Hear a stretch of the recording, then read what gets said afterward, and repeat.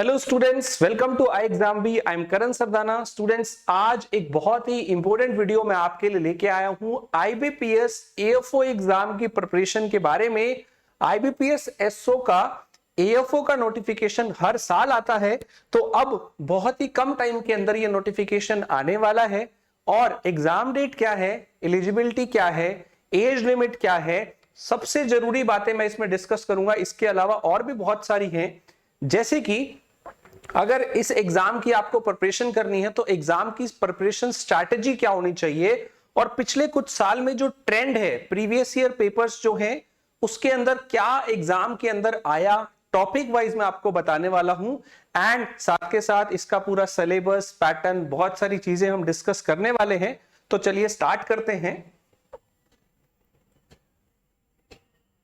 Students. तो IBPS का जो मैं बात कर रहा था, एएफओ का आपके पास एग्जाम है, हर साल ये नोटिफिकेशन आता है।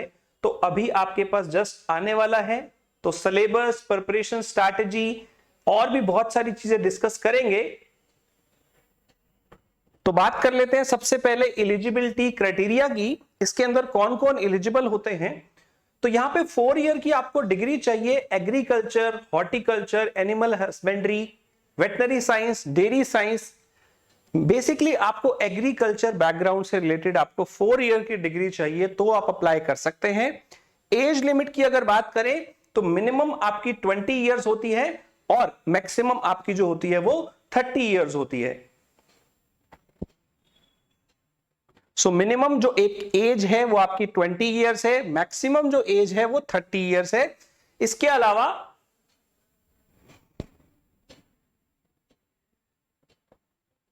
एग्जाम कब होगा, तो आईबीपीएस का कैलेंडर पहले ही आ जाता है। एसओ का, एएफओ का जो डेट वहां पे मेंशन हुआ है, दैट इज 24 एंड 31 दिसंबर। तो 24 और 31 दिसंबर को आपका एग्जाम होने वाला है, ये फिक्स है। मैं बात कर रहा हूं प्री सेक्शन की। एंड अगर बात करें स्टूडेंट्स इसका मेंस कब होगा, तो वो जनवरी में होगा। एंड नोटिफिकेशन कब आएगा, तो स्टूडेंट्स एग्जाम आपका दिसंबर में है। एग्जाम से 60 से 70 दिन पहले इसका नोटिफिकेशन आ जाता है, तो आप एक्सपेक्ट कर सकते हैं अक्टूबर एंड में आपको इसका नोटिफिकेशन देखने को मिलेगा। तो स्टूडेंट्स आपके पास ऑलमोस्ट 4 मंथ का टाइम है, 4 महीने का आपके पास टाइम है। तो इसकी तैयारी कैसे करनी है, आज का ये वीडियो बहुत ज्यादा हेल्पफुल रहेगा। सारी चीजें आपको क्लियर हो जाएगी। एंड हर एक एग्जाम में जो भी पिछले 2-3 साल के पेपर हुए हैं उसमें किस टॉपिक से कितने क्वेश्चन आए, कट ऑफ क्या थी, ऐसी सारी चीजें हम लोग डिस्कस करने वाले हैं। तो चलिए स्टार्ट करते हैं। एक और चीज देखते हैं स्टूडेंट्स, एग्जाम का पैटर्न क्या है।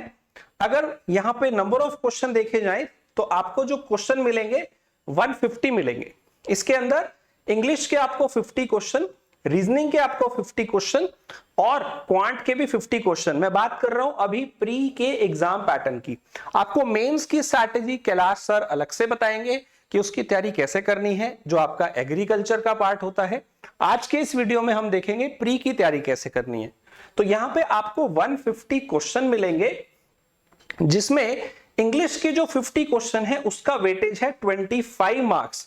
इसका मतलब ये वेटेज हाफ हो गया, जबकि रीजनिंग के 50 क्वेश्चन 50 मार्क्स के हैं और मैथ्स के 50 क्वेश्चन 50 मार्क्स के हैं। इसके अलावा अगर हम बात करें, यहां पे आपको 40 मिनट टाइम मिलेगा। और अगर टोटल टाइम की बात करें तो आपको 2 घंटे का टाइम यहां पे मिलेगा। टोटल 150 क्वेश्चन है और 1 to 5 मार्क्स के लिए आपके पास ये पेपर आएगा। तो ये है स्टूडेंट इसके प्री का एग्जाम पैटर्न। 3 ही सेक्शन है, मैथ्स, रीजनिंग और इंग्लिश। आगे देखते हैं स्टूडेंट्स।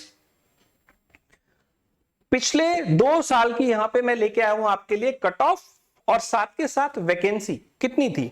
2020 में आया था और 2021 में जब आया था, पिछले 2 साल का ले रहे हैं। तो यहां पे कट ऑफ कितनी थी। सबसे पहले जो टोटल 1 to 5 है मार्क्स, इसमें से कट ऑफ कितनी है। 2020 की जो कट ऑफ है वो अराउंड 40 थी, 40.88, 41 के आसपास थी। और पिछले साल जो इसकी कट ऑफ थी वो और कम हो गई थी, 21.25 यहां पे कट ऑफ गई थी। स्टूडेंट्स अगर सेक्शनल कट ऑफ की बात करें तो इंग्लिश का 25 नंबर का ही होता है। मैंने आपको बताया था कि यहाँ पे वेटेज हाफ हो जाता है, तो यहाँ पे 5.25 आपकी कट ऑफ गई थी और पिछले साल 4.75 गई थी। रीजनिंग के अंदर 5.5 गई थी 2020 में और 2021 में 6.5 गई थी। अगर क्वांट की बात करें तो क्वांट में 9.75 गई है और अगर पिछले साल बात करें तो 9 कट ऑफ गई है। तो स्टूडेंट्स अगर आप एक चीज बात नोटिस करेंगे तो यहाँ पे जो कट ऑफ जा रही है वो बहुत ही कम है as compare to any competitive exam. अगर आप किसी भी और एग्जाम में देखेंगे उसके मुकाबले ये कट ऑफ काफी कम है, क्योंकि एज एक्सपेक्टेड एग्रीकल्चर के जो स्टूडेंट्स हैं वहां पे उनका मैथ्स, रीजनिंग और इंग्लिश बहुत ज्यादा स्ट्रांग नहीं होता है, इसी वजह से उनकी कट ऑफ बहुत कम रहती है। तो स्टूडेंट आपको सिर्फ इतना नहीं लाना है, क्योंकि ये तो कट ऑफ है, इससे ऊपर वाले आगे जाएंगे। तो ऐसा नहीं है कि अगर आप सिर्फ 1 to 5 में से 20, 30, 40 नंबर का ही काम कर लेंगे तो आप क्लियर हो जाएंगे। नहीं, आपको थोड़ा आगे का सोचना पड़ेगा, एटलीस्ट 50-60% तो करना पड़ेगा, ताकि आपके ये 40-30% जो कट ऑफ आ रही है ये आपका अचीव हो जाए। राइट स्टूडेंट्स, एक और चीज देखते हैं, वैकेंसी कितनी आई थी। तो वैकेंसी देखिए 2020 में जो आई थी वो 485 थी और उससे पहले जो वैकेंसी थी वो 884 थी। तो वैकेंसी थोड़ी कम ज्यादा होती रहती हैं। अब देखना होगा कि इस साल आपके पास जो वैकेंसी आ रही है वो कितनी आ रही है। तो चलिए स्टूडेंट्स आगे देखते हैं। इसका जो एग्जाम पैटर्न है वो पहले बात करते हैं क्वांट सेक्शन से। क्वांट का सिलेबस देखते हैं स्टूडेंट, क्वांट के अंदर सेक्शन कौन कौन से आते हैं, क्वांट के अंदर यहाँ पे आपके पास टॉपिक कौन कौन से आते हैं। तो सबसे पहला आपका जो टॉपिक है that is quadratic equation, right, quadratic equation. इसके बाद अगर देखें तो नंबर सीरीज, तो क्वाड्रेटिक आपको मिलेगा एंड नंबर सीरीज आपको यहां पे देखने को मिलता है। इसके अलावा आपके पास आता है सिंप्लीफिकेशन एंड अप्रोक्सीमेशन, राइट। तो स्टूडेंट ये सारे हैं जो आपके पास टॉपिक आएंगे। इसके अलावा आपके पास डीआई का भी टॉपिक आएगा एंड इसके अलावा परसेंटेज के क्वेश्चन देखे जाते हैं, प्रॉफिट एंड लॉस के क्वेश्चन देखे जाते हैं, ratio proportion, ages, partnership, simple interest, compound interest, average, mixture, HCF, LCM, time and distance, इसके अलावा time and work, pipe and cistern and mensuration and probability, ये सारे क्वेश्चन देखे जाते हैं। अब मेन बात आती है कि इनमें कितने कितने क्वेश्चन आपके पेपर में आते हैं। तो मैं पिछले 2 साल का डेटा आपको दे रहा हूं। क्वांट के अंदर 2020 में और 2021 में कितने क्वेश्चन आए, तो चलिए देखते हैं। सिंप्लीफिकेशन में आपके 5 क्वेश्चन दोनों साल में आए हैं, 2020 में भी और 2021 में भी। क्वाड्रेटिक के भी क्वेश्चन 5 आए थे 2020 में, बट 2021 में नहीं आए। नंबर सीरीज के 5 क्वेश्चन दोनों बार आए हैं। ये मिसिंग सीरीज भी हो सकती है और ये रॉन्ग नंबर सीरीज भी हो सकती है। तो स्टूडेंट आपको इन तीनों के 15 क्वेश्चन पेपर में मिल सकते हैं।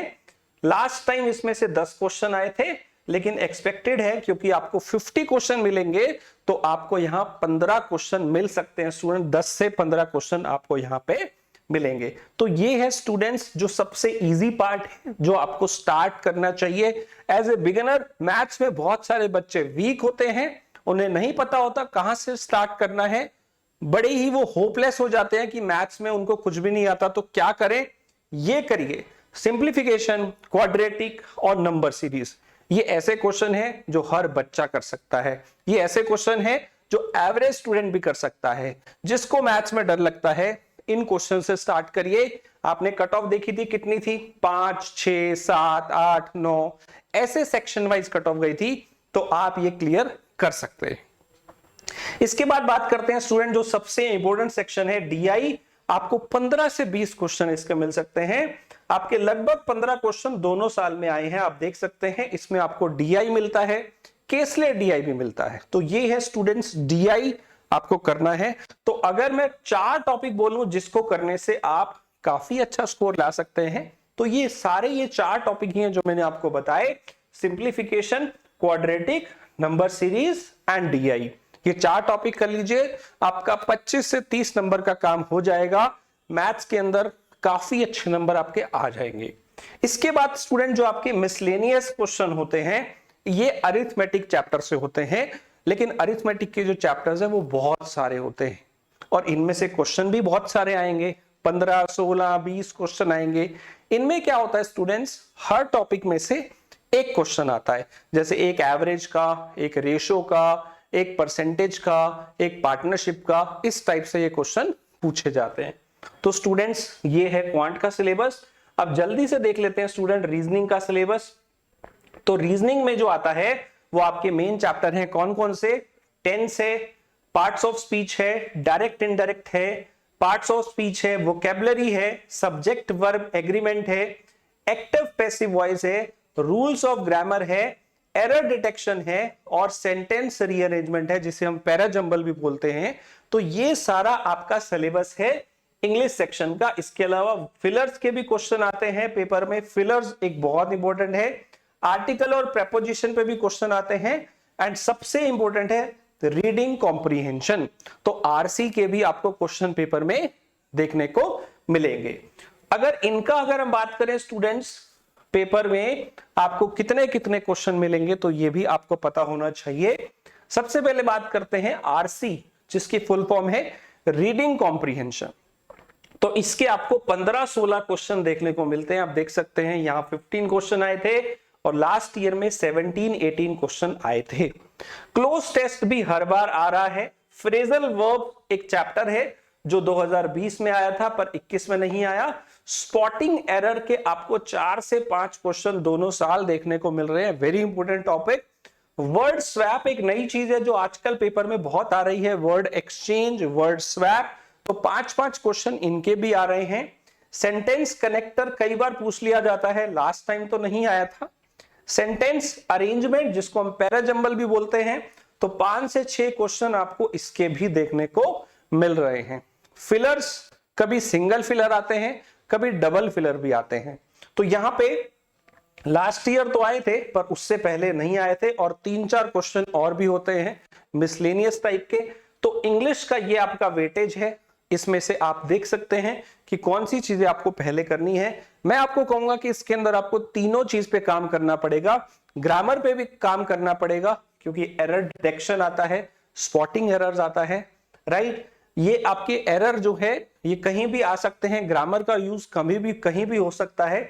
दूसरा आपको इसमें वोकैब पे काम करना है, वोकैबुलरी पे काम करना है और तीसरा स्टूडेंट जो आपको इसमें काम करना है वो रीडिंग पे काम करना है। तो आपको थोड़ा थोड़ा पढ़ना शुरू करना पड़ेगा। इंग्लिश की भी अपनी एक कट ऑफ है, वो आपको क्लियर करनी पड़ेगी। आई नो बहुत सारे बच्चे इंग्लिश में वीक होते हैं, मैथ्स में वीक होते हैं, आप पूरा सब्जेक्ट नहीं छोड़ सकते हो क्योंकि उसकी सेक्शनल कट ऑफ है, इसलिए आपको थोड़ा उसके अंदर पढ़ना पड़ेगा।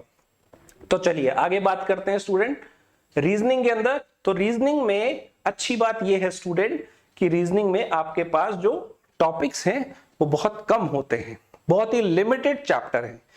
आई विल से कि अगर आप तीनों सब्जेक्ट में ही अच्छे नहीं हैं, रीजनिंग में अच्छे बन सकते हैं। रीजनिंग बहुत ही कम टाइम लेता है अच्छा स्कोर लाने में क्योंकि इसमें लिमिटेड चैप्टर्स हैं। एक बार आपने उसका कॉन्सेप्ट समझ लिया तो आप वो क्वेश्चन कभी नहीं भूलेंगे।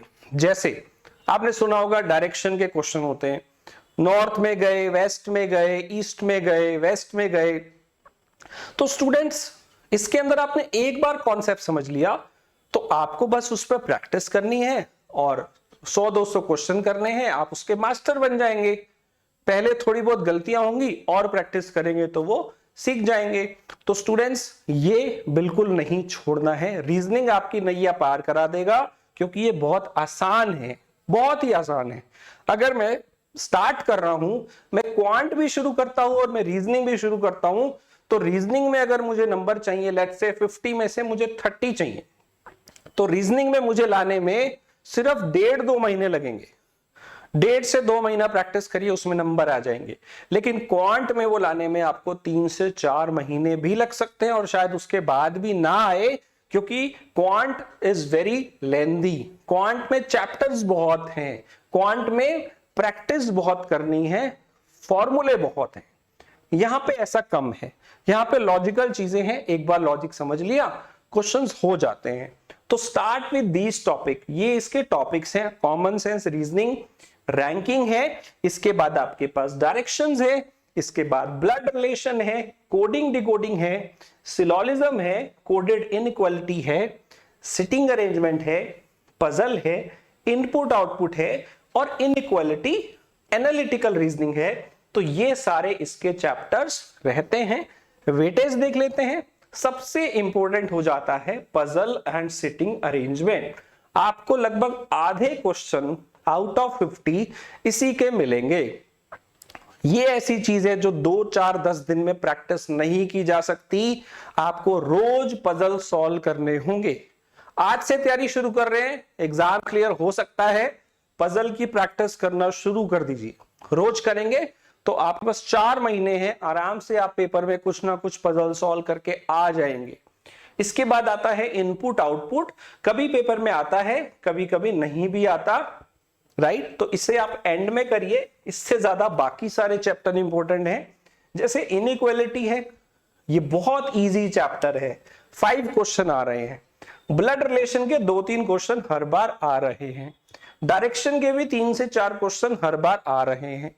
डेटा सफिशिएंसी एंड में प्रैक्टिस करिए, कभी आता है कभी नहीं आता। एनालिटिकल रीजनिंग बहुत इंपॉर्टेंट है, 5-6 क्वेश्चन आपको मिलेंगे कम से कम।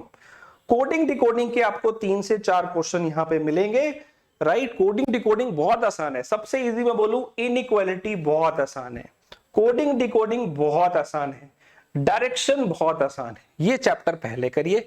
कॉमन सेंस रीजनिंग जो मैंने आपको बताया था वो भी बहुत आसान है, रैंकिंग है, उसमें बहुत सारी चीजें आती हैं।